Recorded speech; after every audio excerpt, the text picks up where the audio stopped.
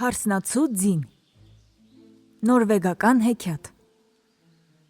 Հին ժամանակներում Էլվենսում ապրում էր մի հարուստ կալվածատեր։ Նա ուներ ամեն ինչ, և մեծ դաստակերտ, և դրամատուփում պահված արծաթ։ Նա փող էր պարտքով տալիս աղքատներին, իսկ նրանք էլ հետո մի բան էլ ավել վերադարձնում էին նրան։ Դրանից էլ նա հարստանում էր։ Միայն մի բան չուներ նա՝ կարեկից կին։ Դրա պատճառն էլ այն էր, որ կալվածատերը այրի էր։ Մի անգամ հարևանի աղջիկը գալիս է նրա մոտ, տնտեսական գործերում օգնելու։ Նա դուր է գալիս կալվածատիրոջը։ Աղջիկը աղքատ ընտանիքից էր։ Ահա և կալվածատերը մտածում է. սրան ուզելը շատ հասարակ բան է։ Բավական է, որ ես հարսանիքի մասին մի խոսք ասեմ, ու նա միանգամից դրանից կհալչի։ Եվ կալվածատերը ասում է աղջկան. որոշել եմ նորից ամուսնանալ։ Այո, այդպես լինում է։ Ինչ ասես, որ մարդու խելքին չի փչում, պատասխանում է աղջիկը, իսկ ինքը քմծիծաղ է տալիս ու մտածում. ինչպես չէ, քեզ նման պառավ սատանային միայն ամուսնանալն էր պակաս։ Ուզում եմ քեզ հետ ամուսնանալ, ասում է կալվածատերը։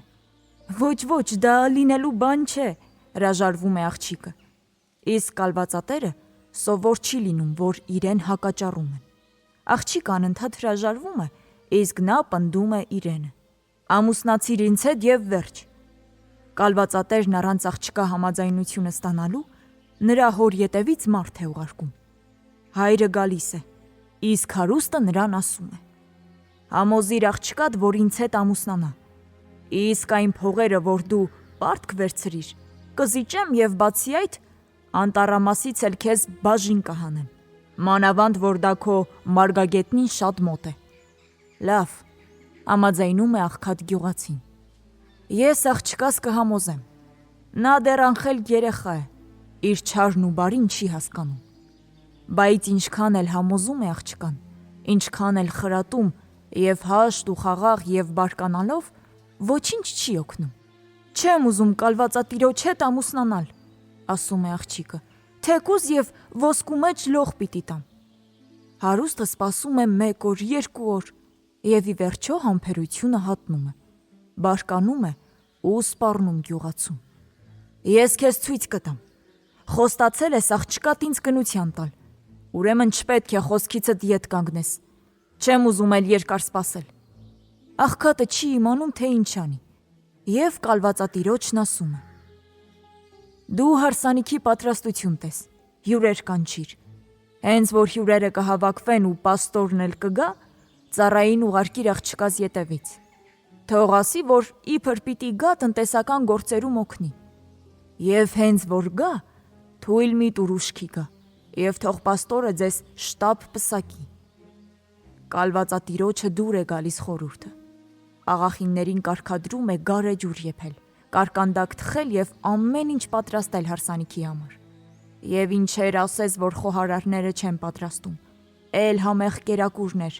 էլ ոգելից խմիչքներ։ Գալիս են հարսանիքին հրավիրված հյուրերը, գալիս է և պաստորը։ Եվ ահա կալվածատերը կանչում է մի փոքրիկ տղայի, որ իր մոտ էր ծառայում և պատվիրում է. ամբողջ թափով վազիր այն գյուղացու մոտ, մեր դաստակերտից դեպի հարավ, ու տանտիրոջը խնդրիր թող ուղարկի այն, ինչ խոստացել է։ Միայն տես հա, որ շուտ վերադառնաս։ Մի ոտքդ այստեղ, մյուսն այնտեղ, թե չէ… Ու չի հասցնում նա իր խոսքն ավարտել, տղան հայացքը գցում է նրա բռունցքին ու արագ վազում դեպի հարևան բակը։ Իմ տերը հրամայում է քեզ խոնարհվել և խնդրում է ուղարկել այն, ինչ խոստացել ես, միանգամից ասում է աղքատին։ Շուտ արա, այսօր ժամանակ չունի։ Լավ,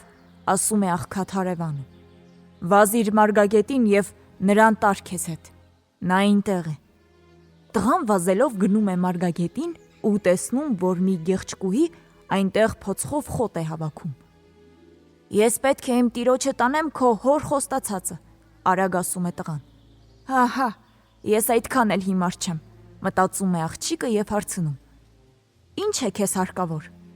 Հա, իսկապես, մեր Պեգաշկան, գնա նրա ետևից։ Նա կապված է մյուս կողմի ոլորի արոտավայրում։ Տղան թռչում է խայտաբղե դյաբույի մեջքին ու ամբողջ թափով սլանում դեպի տուն։ «Բերեցի՞ր», հարցնում է կալվածատերը։ «Ներքևում դռան մոտ է», պատասխանում է տղան։ «Բեր վերև ննջարան», հրամայում է կալվածատերը։ «Ինչ ես ասում, տեր», սկսում է աղերսել տղան։ «Ինչպես կարելի է»։ «Քո գործը լսելն է», ասում է հարուստը։ «Իսկ եթե մենակ ուժդ չպատի, մարդկանց տար, որ օգնեն քեզ»։ Մտածում է, որ աղջիկն իր կամքով չի գա։ Տղան նայում է կալվածատիրոջն ու հասկանում, որ տիրոջը չհնազանդվել չի կարելի։ Վազում է բակ ու հրավիրում պատրակներին։ Նրանք սկսում են յաբույին աստիճաններով քարշ տալ վերև։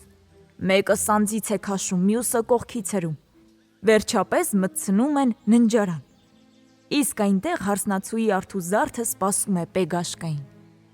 Տղան գալիս է կալվածատիրոջ մոտ եւ ասում. «Դե տերին, ես հաղթահարեցի, միայն թե շատ դժվար էր ինձ համար։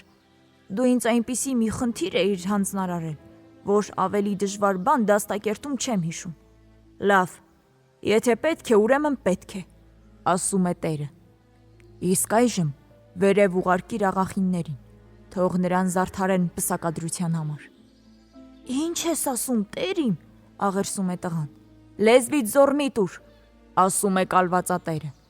«Թող զարդարեն եւ չմոռանան ոչ ժապավենները եւ ոչ էլ ծաղկեպսակները»։ Տղան վազում է խոհանոց ու աղախիններին ասում. «Էհեյ, աղջիկներ,